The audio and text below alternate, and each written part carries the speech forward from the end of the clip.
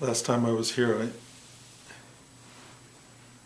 I said something like, I think I've run out of things to say. And one of the students who was here said for the first time he believed me.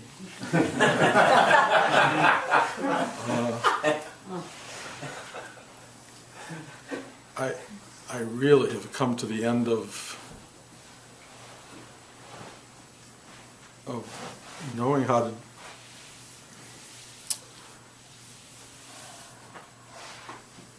give you something that you haven't heard 1,000 times before.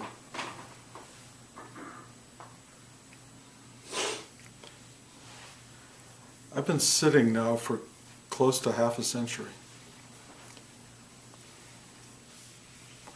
And I'll tell you, it's just like living a long life. You can't help but learn something by being around for a long time. And doing this practice for a long time teaches you a great deal.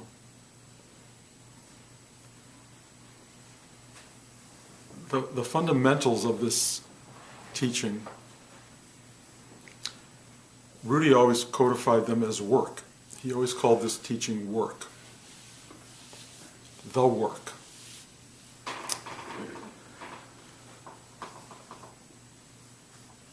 And he had a very strong focus on this work affecting your daily, real life work. That somehow they weren't separate from one another, that this inner work needed to reflect itself in how you affected the world around you and how you function in the world around you. And it also, the outer world affected your inner practice, that they were very much part of a whole. And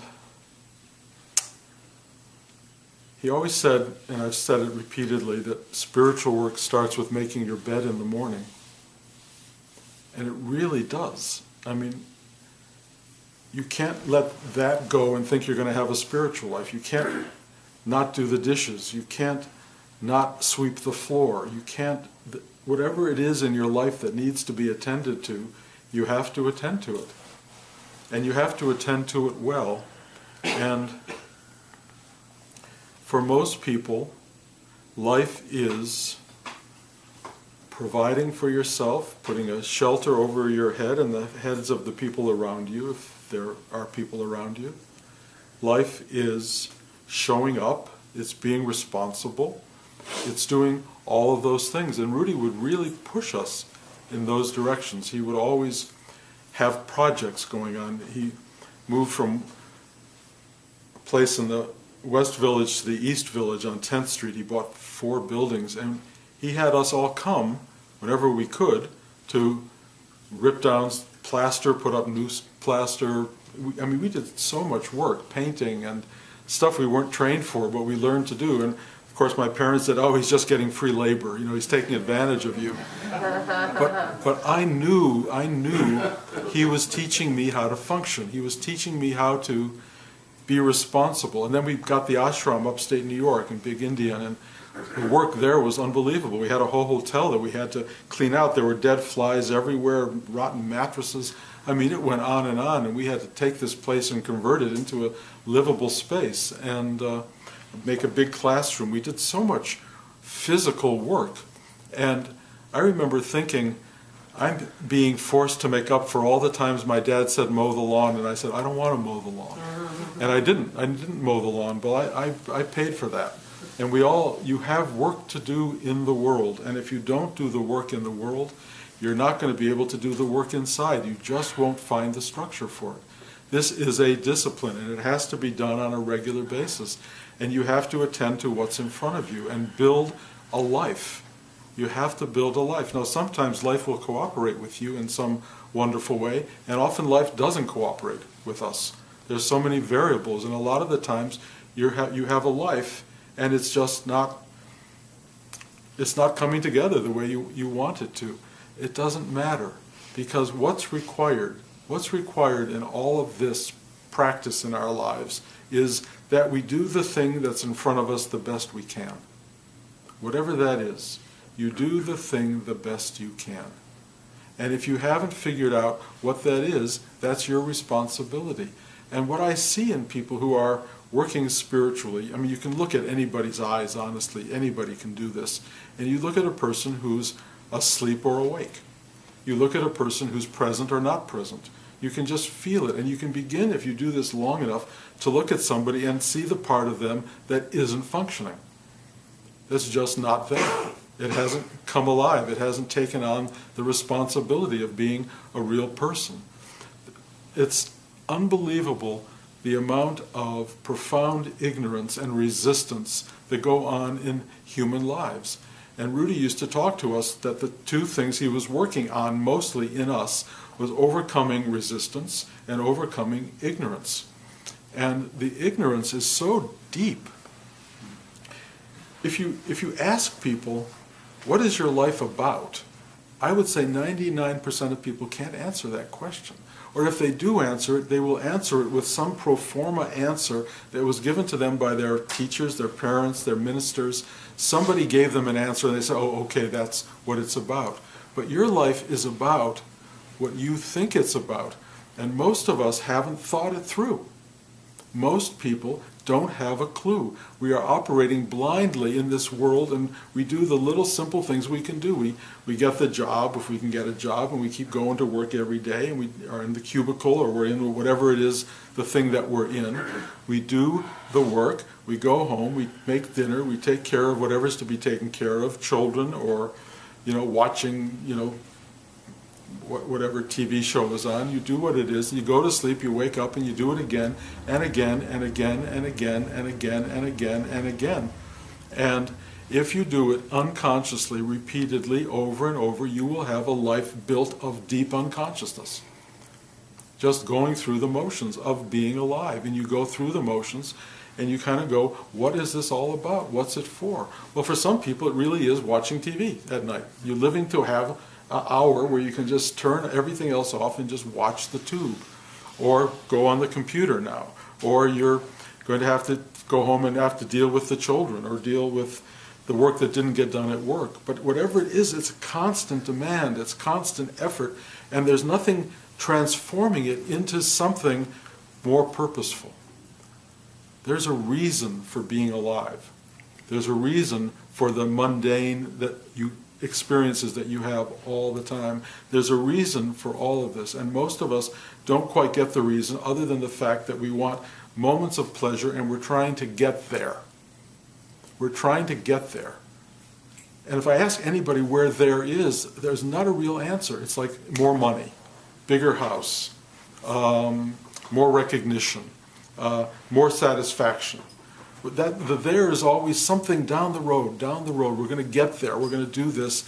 And the work is to get somewhere in the future, and everything that's happening in the moment tends to be relatively taking care of the momentary business, whatever that may be.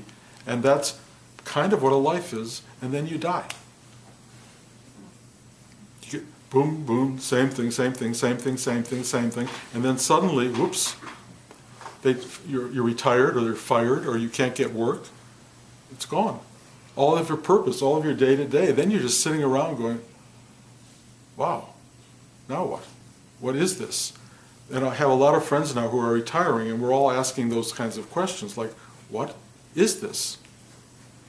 You spent your whole life building a resume, and then you realize it's only a resume. It's in the file cabinet. Everything you did for 40 years is in a file cabinet on a piece of paper. Nobody cares. It's not who you are, it's just something you did. And we all did something. And you put the file cabinet drawer, you close it up, and who are you? Who is this person that's still standing there? Most people have no idea. They say, well, now I'll do the stuff I've always wanted to do. What did you always want to do that you didn't do? And will you really do it? Is it all you wanted to do was to play golf? Okay, you can do it.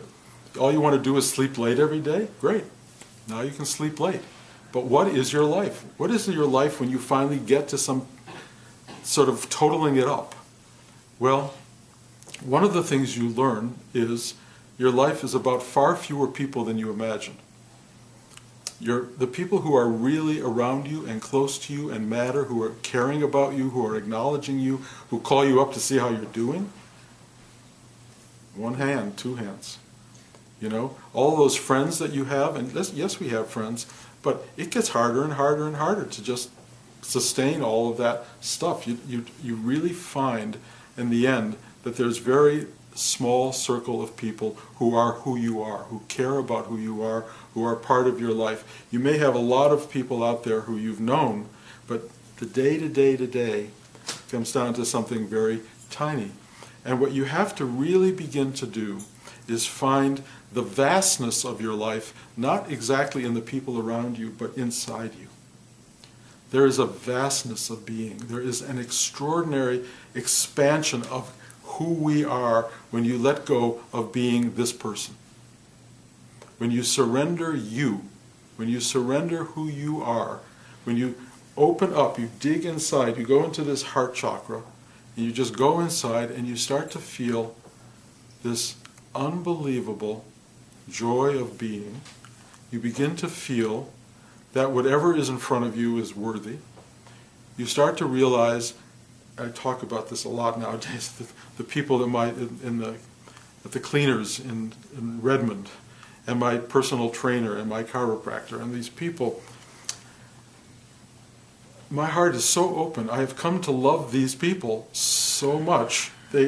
We have such tiny moments together, but they're so invested in the dynamic of consciousness, of connectivity, of interaction, of reality, that you just feel alive with every person who passes in front of you. And so the intimacy of a small circle suddenly becomes a love for, if you will, humanity, person to person to person.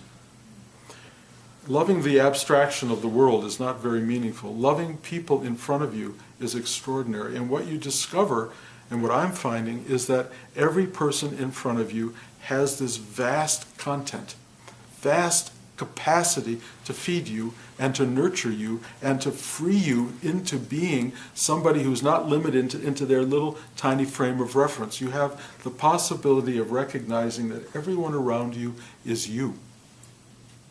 They're you. And you can start to truly open to and love these people, and if you really have a heart that's functioning, you will see how vast and how big your own life is, how remarkable it is. The fact that the who you were in terms of what you did every day and what your resume was, when that goes away, there's not a lot standing there, honestly. For most people, it's a very limited construct. It's very limited. And it's only when you dig deep that you discover the universal that's part of the individual. And when you discover the universal within yourself, you are no longer having a personal life. You are having a universal life. You are suddenly the atmosphere.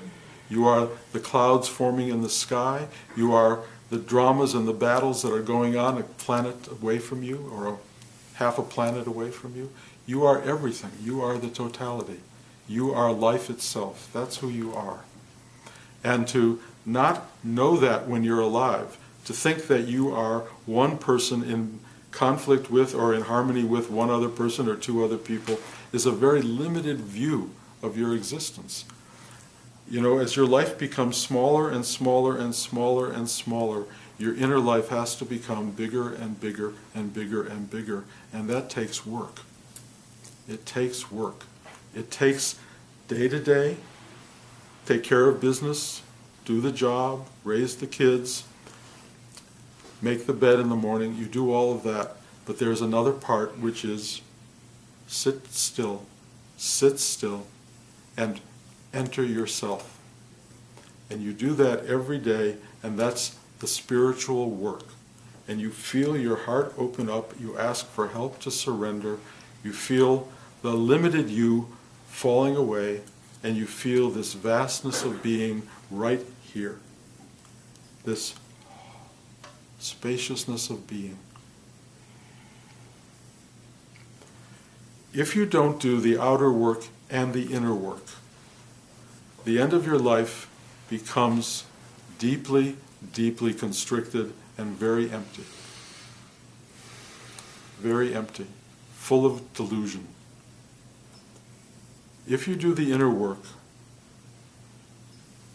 your heart opens,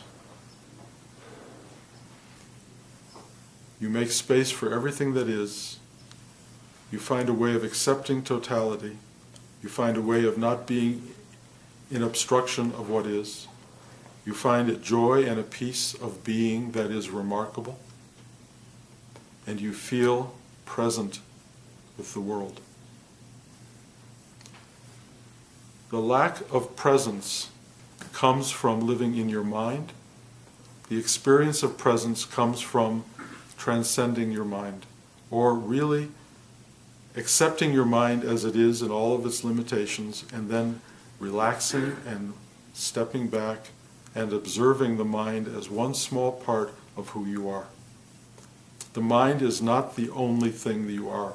Those of you and those of us who can't wait to get to the computer and live in that little tiny electronic world, that's like the mind. And if any of you are at 1 o'clock in the morning fighting about turning off your computer, you understand the drama of turning off your mind, stepping back from your mind. We are so engaged in it, so caught in it, so dramatically involved in thought, that what happens is we really, really don't have a mechanism for stepping back, pushing the switch that says off, and just being. Most people, when they turn off the computer, have a feeling of enormous emptiness. Like that was the fullness. You have to learn to turn off the computer and go, that's entering your own still point, finding this place of absolute repose, absolute sweetness, comfort, knowing, allowing, and that's within you. And if you can do that every day at the same time that you do your outer work, you will arrive at the end of your life as a whole person who can function and did function in the world, and a person who has connection to that which is beyond the world, really to the infinite self. And if you haven't done the totality of that work, you will find yourself at the end of your life with something not there. You won't know who you are, why you are here, what this is about. You will have no idea what this journey was. All you'll know is it's over and you didn't get it. I always say it's like listening to a record and not listening to the lyrics. Oh, I got to play that again. And they'll bring you back again. You'll try to go through this another time and try to figure out, what was this? What is the mystery of this world? I'm not saying you're going to figure it out. I don't think anybody figures it out. But what you do is you get exposed to the wonder of not knowing, the wonder of being in the presence of the unknown. Because you cannot grasp this. You cannot figure this out. It is impossible. The mind cannot know what it is. The computer does not know it's a computer. As much as information as it has in it, it doesn't know what it is. And most of us are just like that. We're the computer that doesn't turn off and doesn't know what it is and just moves through lots of information day in, day out, day in, day out. And then when it's coming time to turn it off, it goes, whoa, whoa, whoa. Most computers don't do that, but we do. We do, because there's a consciousness in us that doesn't know what it's doing here and hasn't spent the time to figure it out. I look at the level of unconsciousness. Most of us, anyone who reads the newspaper, is looking at the level of unconsciousness in the universe and what it does, because there is no reason for the kinds of behaviors that exist on this planet. There is no reason for it. It's pure ignorance. And if there is an evolutionary principle here, it's to grow out of that ignorance, to get past that, to find a way through it. And you can't get out of it culturally, you can't get out of it societally, you have to get out of it individually, personally. You have to do the work. And the work is sit down, step back, look at what's going on, become aware of who's looking, and feel as that journey goes deeper and deeper and deeper into your heart chakra, into your third eye, into all of these profound spaces inside, you find yourself becoming awed by the whole thing, forgiving of the whole thing. And what you want is, you want everybody to stop for a minute and do this work and recognize where they are and what's going on. It's so simple. It's so simple. And yet look at all of us, it took me 50 years to finally go, oh, this is it. I mean, truly, the whole recognition and the whole awakening for me was, it's just this. This is what it is. There's nothing else but this. But I only got to that because I did the work. I did the work every day, and I did it consciously and effortfully, and the universe supported that. And I did the interior work, the internal work, and they worked together, and they really did work together. You know, my whole career was based on having to sell ideas, story ideas, to people, either completely written or ultimately I had to sell ideas that were not written and have people pay me to write them. So you have to tell them the idea. You have to sell. You have to sell. How does selling happen? How do you promote and sell yourself? It's an energetic experience. Whether it's a story or whether it's an insurance policy or whether it's a television, selling, working in the world is energetic.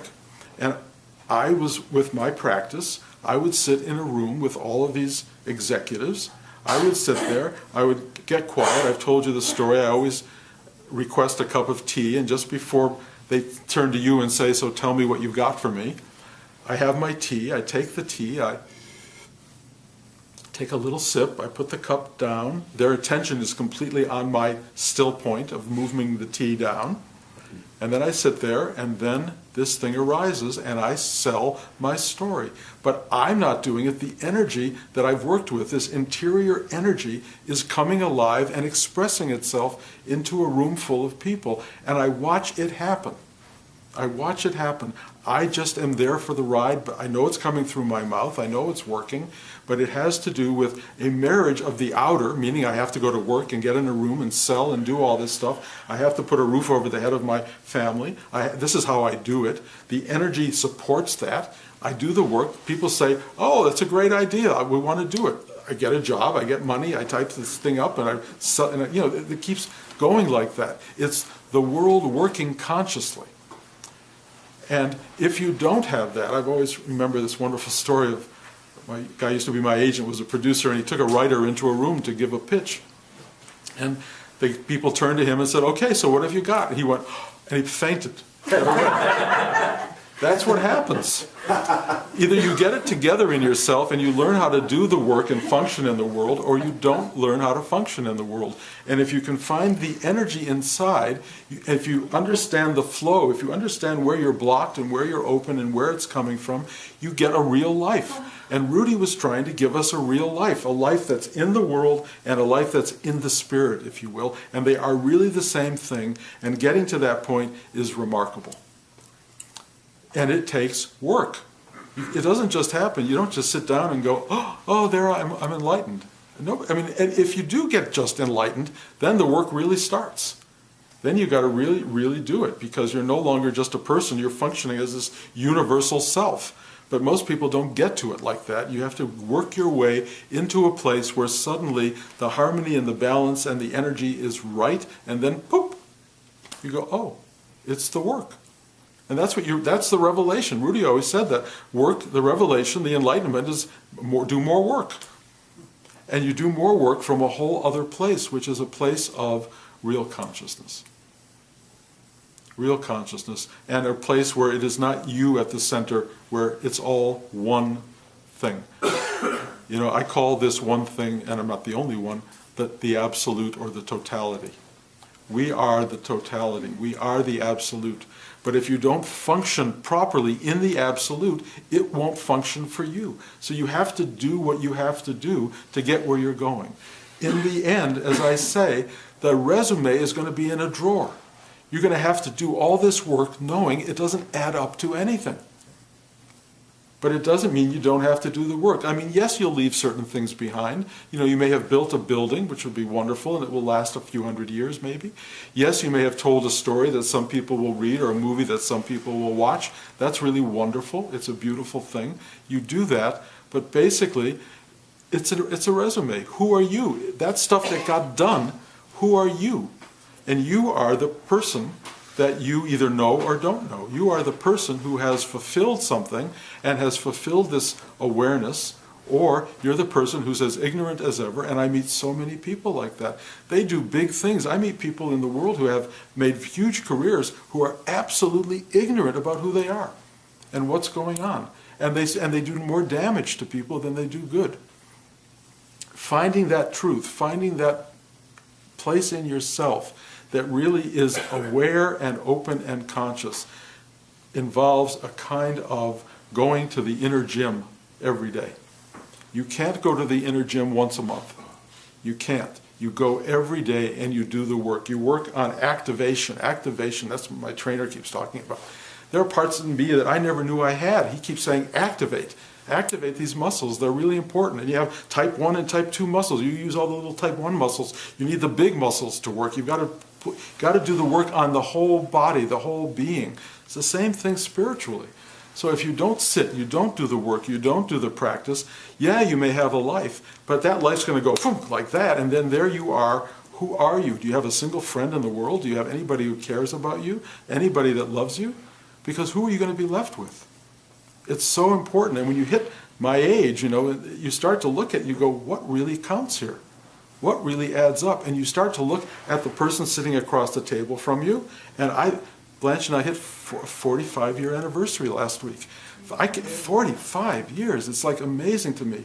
But who is sitting across the table from me is this incredible woman who has been with me 45 years. How did that happen? It happened because when we got married, we said to each other, the only reason we will ever have for not being married and not staying together is if we walk away from our spiritual lives, which we have never done. We have never done. And we have a connection to this day. I look across the table and I say, I'm the luckiest guy because there's somebody who truly loves me. I have children who truly love me. I have some relatives who kind of like me. And, you know, but they're still there, you know, and I have all of you, and I love you guys beyond. You have no idea how much love is flowing into this space, you know, and some of you flow it back. I can feel it, and some of you are still going, oh God, I got to go. It's Sunday morning. I got to go to that class. You know, I mean, I know how it works. I know, you know, it's really hard, but all I can tell you is. You want to end up sitting across the table from someone who loves you. And you're not going to have a lot of people. There's just not a lot there. You want to find that in your life. You want to find a reflection outside you of what's inside you. And you've got to be lucky to pull that off. But you can pull that off if you really do the work. And if you don't do the work, the resistance and the ignorance that inhabit most of our lives will be dominant. And you will get to the end of your life and you will go, what was that? Why me? I mean, there's enormous suffering at the end of life. Be prepared. And, you know, we lost our dog yesterday, Louise. She died yesterday downstairs. And she was with us for 15 years with her sister. You know, we've had lots of dogs. And it was really hard and really sad to lose her. But Blanche and I were there, and we were massaging her and petting her and loving her, and with her, we kept trying to figure out, I kept trying to figure out, do we put her down and stop the suffering, or do we let her go through it? She wasn't suffering in crying ways that her sister did. She was just lying there. She was trying to breathe. We lifted her head up with pillows. We gave her everything we could give her, and then we were prepared to take her to a doctor if we needed to, but I was on the treadmill yesterday and I was thinking, if I put her down, and she only has days left, you could feel, if we put her down, we're cutting off something natural. And there's a case to be made for eliminating the pain, but there is another case to be made for the natural progression of life. And I had this feeling, sorry, I'm going to digress a little bit more, but Milarepa, one of the great Tibetan teachers, had a teacher named Marpa, and Marpa told him he had to build a house. He had to work, another person in this tradition. You have to build this house for your spiritual practice. And Milarepa built this incredible house, and Marpa came and said, it's shit. It's horrible. What a horrible house. Tear it down, start over. And he had no idea why he was being told this, but he tore the house down and he started over and built another house. This is the story. He got to the 6th house, and Milarepa looked at it so proudly, he finally got it completely right, and Marpa said, not even close. Tear it down. At that point, Marpa's wife felt enormous pain and empathy for Milarepa, and she said to him, my husband's crazy, leave him.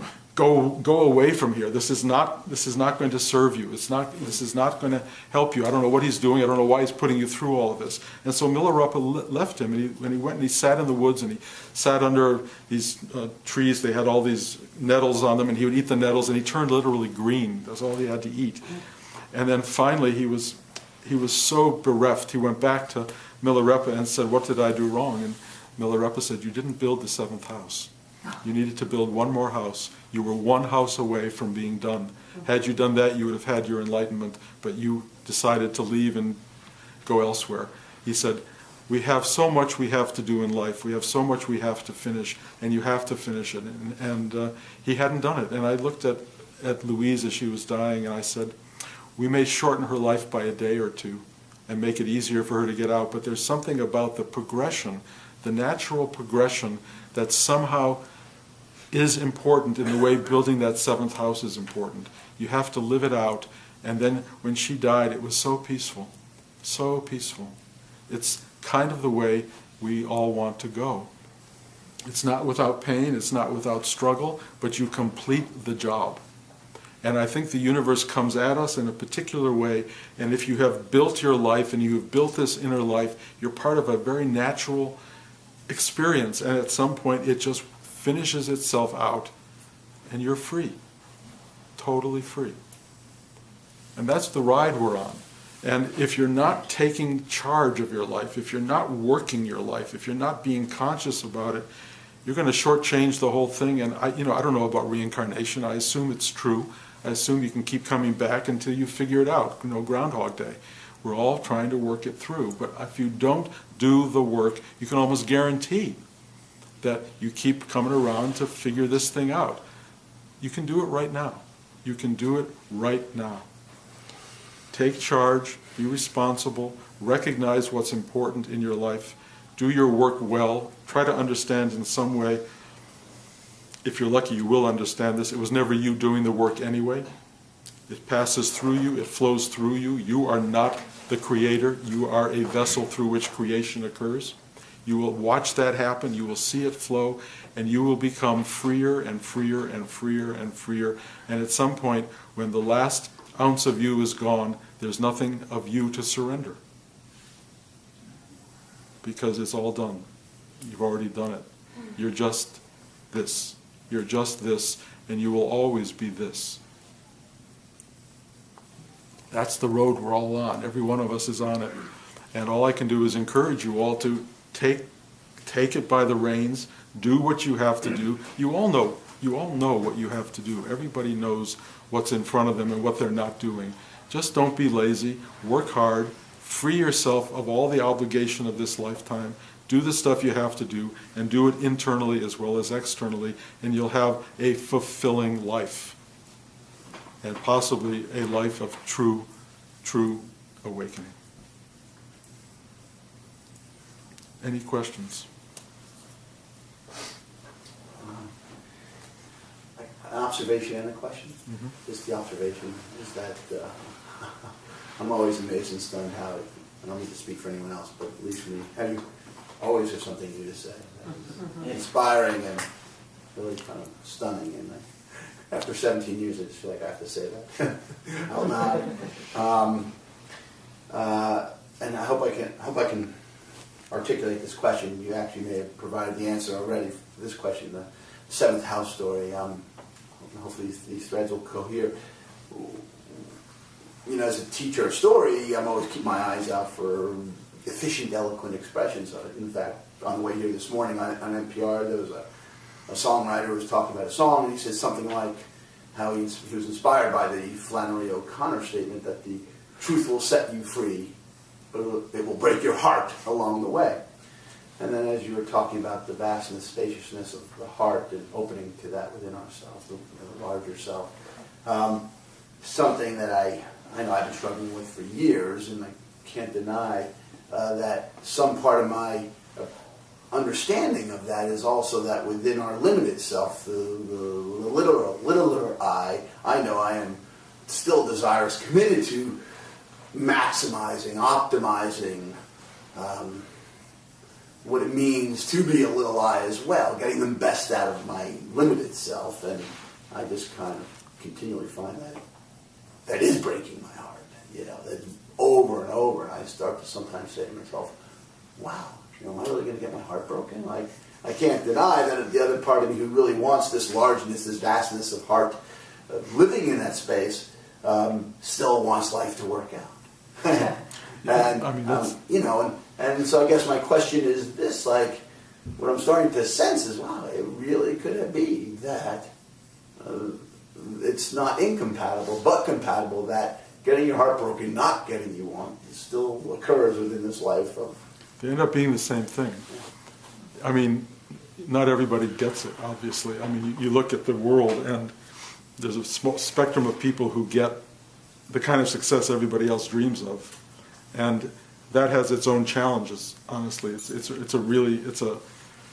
getting success means, my understanding of success is that you discover that success doesn't solve any of the problems. And that's a big shock for most people, and they needed to get success to know that, and then they start drinking or whatever. It's a really hard one, because you thought that was going to take care of it. The money, the house, the fame, the recognition, all of that would take care of everything. It doesn't take care of anything. It just gives you a different set of problems.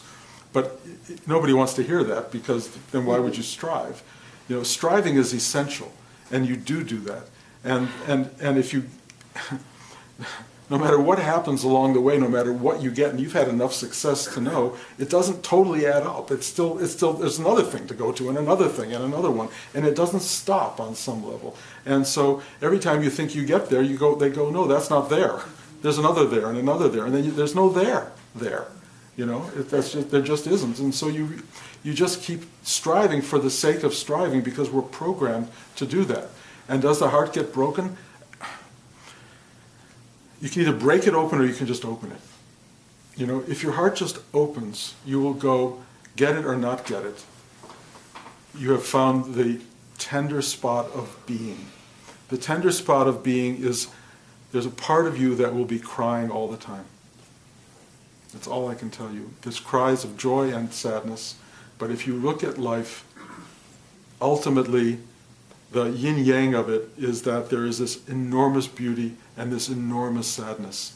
And it's all there, and it's all connected, and you can't escape it. And trying to escape it is what most life is about. How do I get free of suffering? How do I get free of sorrow? Well, if I make enough money, I can buy my way out of it. Well, of course you can't. You can't. You get there, and it's still there. And you go, why? Why? And it's the why of that's really important, because you can't get past it. What you can get is this extraordinary place of be the whole thing. And you realize with unbelievable compassion that the level of sorrow that you will escape, perhaps, that you think other people are feeling, and that's you.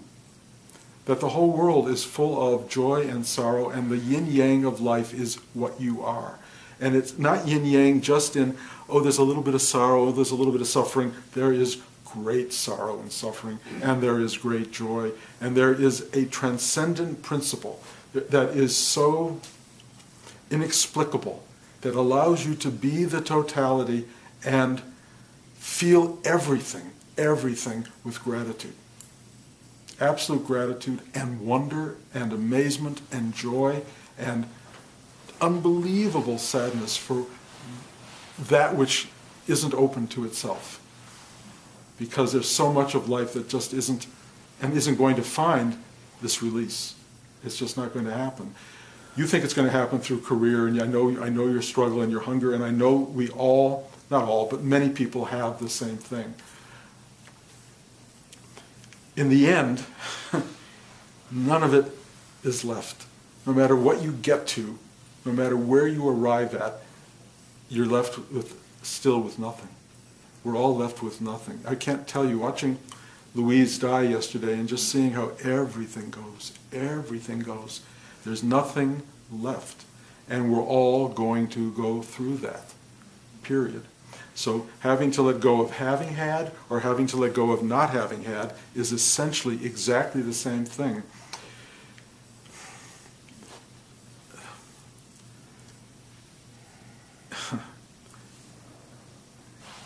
Very few people are given great success. You know, only one president of the United States at a time, and we get to see maybe 4 or 5 of them in a lifetime or whatever, 6 or 7, I don't know. But all those guys trying to get there don't get there. They all have to make peace with it. And the guys or women maybe now who get there, what do they have to take away from here except the fact that, like Ronald Reagan, you know, it all disappears before they die. It's like, what was that? We all in that ballpark. The only thing I can say, if I haven't said it 12 times already, is that when you get to this certain point of knowing it's all okay. You make peace with what is, and you make peace with what was, you make peace with what will be, and you just go, thy will be done, and you realize there was no you to do in the first place. It's called liberation. It's liberation for a reason. But you can't be liberated without going through the drama. Until you know you're in prison, how can you get free? And the hunger to have this achievement is absolutely at the core of being human. So how can you fight that? You can't. Live it through. It's going to break your heart. Anyone else? I don't have a question, but I wanted if it's okay or appropriate to talk about Big Indian. Is that possible? Sure. Okay. Just only because I went there after not going, I think since I was a child, really, and it's so special and so magical and so exciting. It's kind of been a dead place except for different teachers who've rented it out for the past, I don't know, 40 years, right? And has such incredible energy. And there's now a Rinpoche, Tibetan Rinpoche, who's wanting to take it over, or he is in the process of, and restart it in almost a really kind of great way of meeting a lot of people to come and do the work and rebuild it, because it's totally dilapidated and falling apart. And they've already put into motion a lot and are getting contractors and re-energizing the space. And it's so exciting. He wants to start a healing center there. He wants to start some kind of artist community, also a teaching where people can do different, come give teachings of different lineages and different, but at any rate, I'd love to give my brother's information or his information out if anyone's interested in. Well, Tara, I've talked to Daniel, and what will happen, I mean, I have been spreading all of this information to the New York class because they're all within proximity. Right. But I'll be happy, I'll send the information to everybody here as well. Right. I know it's hard for most people to imagine flying all the way to the East Coast to help with this reconstruction of Big Indian, but if any of you are so motivated, you'll have the information and you can make an effort if you like. Well, he's also starting a Kickstarter campaign, and I'd love to send Okay, no, all that I'm going to send all that out in the mail. Great, I just thought that I would. Thank you. Yeah, thank you. Terrell? When we first started building the stupa, I was just getting out of college, and I made a commitment to go there and work on it. And the transformation in my life was unbelievable. And you know, it may seem like a difficult thing to make that effort, but the reward is tremendous. And that's probably one of the best things I've ever done with my life, was the 5 summers that I spent up there working on the stupa. I grew I can't even begin to say how much I threw. I mean, we worked our asses off. I felt like we were moving the mountain with our bare hands. And we did what you were saying. We did the outer work, we did the inner work, and it was amazing alchemy. Well, you know, Blanche and I spent 3 summers there also doing the work, and it was also profoundly transformative for us. I mean, Rudy gave us the opportunity to do an enormous amount of physical effort, and it was extraordinary. I'll be truthful, I hated Big Indian. I always hated it. It was, it was so much work all the time, and it just ripped me to shreds, honestly, all the time. It was so painful being there. It just chewed you up, but it is a very remarkable, energetic space. And actually right now, there's Tara's brother and father are very involved in bringing and re-energizing this place, bringing energy to it, new energy. And Daniel found a Tibetan Lama who wanted to take it on, and John Mann, who has been running Big Indian for 30 years, has given him the hotel part of it, and there's a whole new sort of resurrection of life that's happening in that space. So I do recommend it. I just didn't imagine that most people from here could afford the time, energy, money to travel to the East Coast, whereas we have a lot of students there who are available to kind of driving up there for a weekend and doing some of the heavy work. But if you guys are inspired to do it, that would be great. It does have a payoff. Working on a spiritual center and giving of your time and effort really do have benefits. You know, I've never been a teacher like Rudy who, you know, had things for people to build, and I've always been afraid if I had something for people to build, nobody would show up. But you know, if you're inspired to make a trip to the East Coast, it's going to be Spartan and rough and tricky. Or if you want to support it financially, that's meaningful too. But yes, they're trying to revive Big Indian. Rudy has a shrine there with a statue and his ashes in it, and it's an incredible pilgrimage site. There are not a lot of pilgrimage sites in America, but this is one of them. And if you want to go to a place that has a dynamic living presence, this is one of those places. So thank you, Tara, and I will send this notice. It's really beautiful. Oh, it is. Not to just have people go to work, but if anyone's traveling to visit family on the East Coast, I know a lot of people are from the East Coast, the idea is maybe if you go back to visit and connect. I mean, I had one of the most powerful meditations I've ever had there when Bruce Downey gave a class, and it's incredible. It's extraordinary. I think it's as powerful as going to India. For me, it was, or you know, really strong energy center. You know, it really is a center. Yeah. It really has an energy to it, and it's worth a pilgrimage. And it was really beautiful to see everyone cleaning the statue. It just this whole, it just is really profound that it's restarting again. Thank you. Thank you. Thank you guys for coming. I will tell you quickly what's going on with Blanche and I, just so you have a clear picture. I think I may have said this last time. We are moving from Seattle to San Rafael, and we're going to be there at the end of July. We'll be moving there in August. And so we'll be somewhat closer to here, which is good because I'll be able to make more trips back here. And you guys will all be welcome if you want to find your way up to the San Francisco area. We'll always be up there. David will be just minutes from your parents. And, you know, so you guys can, you know, always know there's a place up there. And I think I'll try teaching up there as well and see what happens. And, you know, if it coheres and a group forms, that will be great. And you'd always be welcome to that as well. So that's all in the works. And, you know, Ghost is playing at the Pantages if you have any desire to go see that. It's got 3 weeks there. And that's all my news. Oops, yeah. Well, you just mentioned Ghost. I was wondering if you, now that it's sort of come home metaphorically, do you have any new insights, I guess, into the process, into yourself, into the whole event? Not really. I mean, I've been through it for so many years now, and having it open here, it was like I've seen it, you know, hundreds and hundreds of times. It was wonderful to see it in a local theater, which I liked. I'll tell you the funny thing that happened last night when I was there. I always wanted. I love Oklahoma, and the Rodgers and Hammerstein shows, and I always wanted to be part of that environment. You know, somehow I thought that would be. I mean, there was no path for me to that. I mean, there was no way this kid from Detroit was ever going to have a musical on Broadway or at the Pantages Theater or anything. And it would never be Oklahoma. But last night, the show was over and the audience was streaming out, and this woman brought another woman over to me and she says, I would like you to meet Shirley Jones, who was the star of Oklahoma. And she just told me how much she loved Ghost, and I told her how much I loved her work. And I don't know why that was such a special moment, but it was like a little nudge from the universe saying, you got somewhere. And that was very nice. So anyway, thank you guys very much.